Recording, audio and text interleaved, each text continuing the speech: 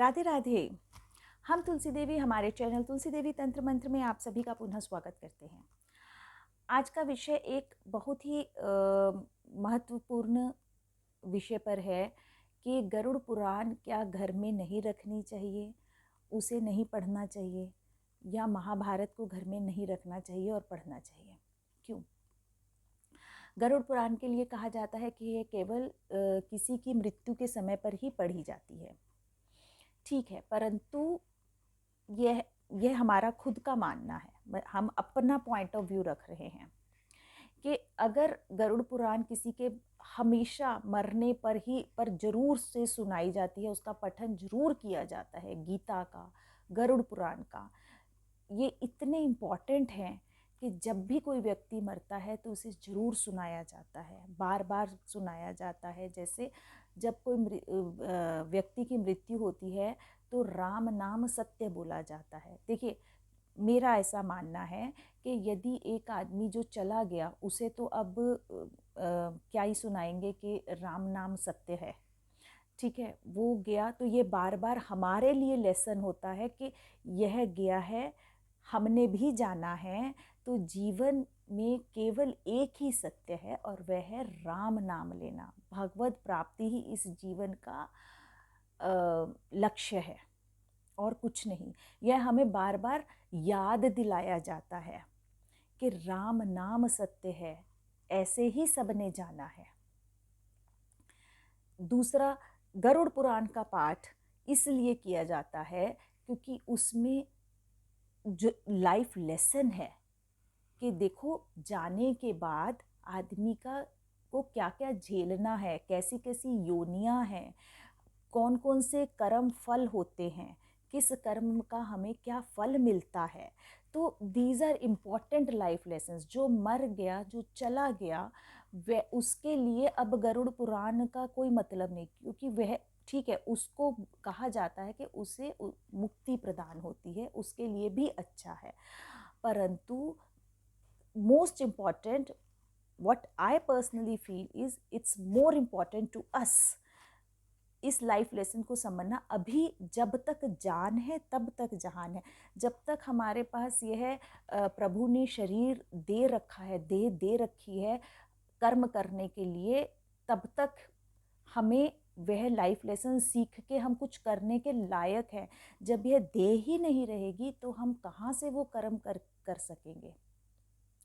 तो बेटर है कि उस गरुड़ पुराण को तो उल्टा उस समय पे, मृत्यु के समय पे सब इतने लोग होते हैं और ऐसा माहौल होता है कि कई बार लोग नहीं ढंग से समझ पाते, ना ढंग से सुन पाते हैं।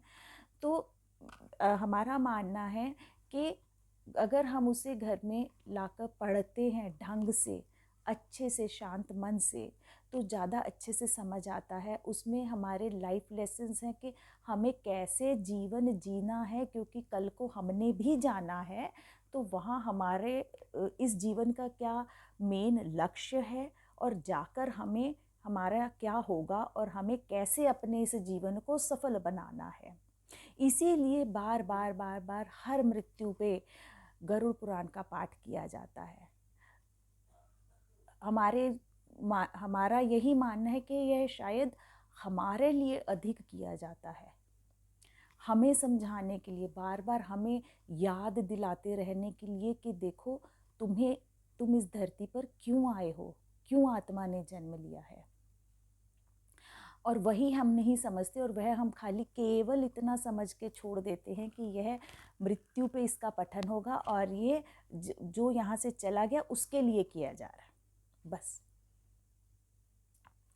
दूसरा, इसमें हमें कहते हैं कि महाभारत मत रखो, महाभारत मत पढ़ो। क्यों? देखिए, गीता हर कोई पढ़ता है, गीता रखी जाती है। गीता तो युद्ध क्षेत्र के अंदर खड़े होकर सुनाई गई, वो तो पूरा युद्ध के अंदर का वर्णन है। ठीक है, और महाभारत में तो छोटी छोटी महाभारत की कहानियां हैं जो हमें लाइफ लेसन सिखाती हैं। उसमें टीचिंग्स हैं, हर कहानी कुछ ना कुछ शिक्षा प्रदान करके जा रही है कि हाँ, इस समय ऐसा होने से ऐसा हुआ। ये कहानी, यह यह कहती है।